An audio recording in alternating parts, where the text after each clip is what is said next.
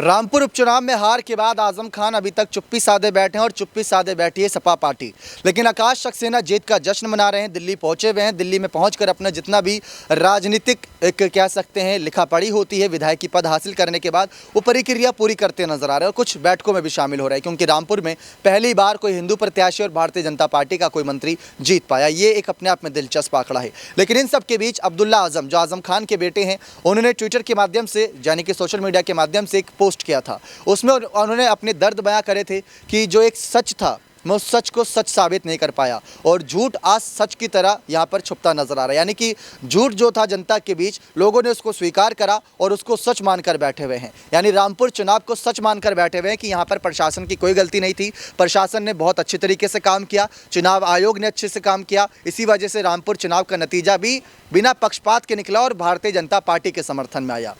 लेकिन आकाश सक्सेना ने यहाँ पर साफ बातें करी कि बहुत देर से अब्दुल्ला आजम का बयान सामने आया, पहले ही आ जाना चाहिए था और इनको तो कहीं ना कहीं पहले खुलासा कर देना चाहिए था कि उनकी हार क्यों हुई है, क्योंकि दर्द बहुत है इनके अंदर। 50 साल की राजनीतिक विरासत आजम खान ने जो संभाल रखी थी, अब बारी थी बेटे को देने की या बहू को देने की, तो परिवार और पार्टी दोनों इस सीट से हारती नजर आई।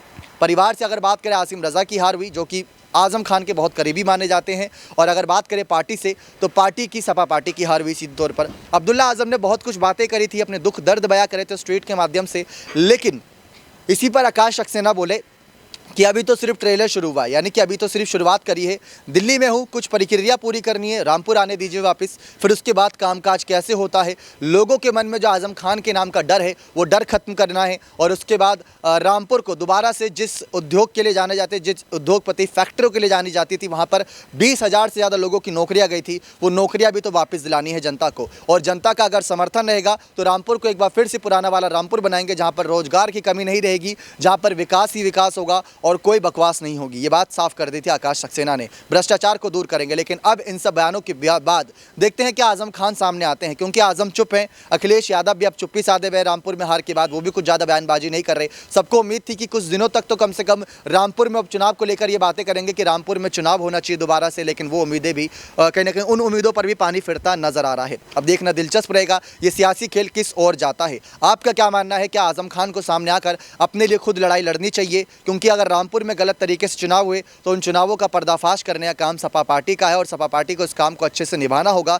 तभी रामपुर में दोबारा चुनाव करने की और यहाँ पर प्रक्रिया आगे होगी। वरना आकाश सक्सेना जीत चुके हैं और इसको सबको स्वीकार कर लेना चाहिए अब, और रामपुर की जनता को आगे उनके साथ मिलकर कामों को बढ़ावा देना चाहिए। इस पर आप ही क्या राय, अपनी राय खुलकर रहिए कमेंट सेक्शन में। बहुत बहुत धन्यवाद।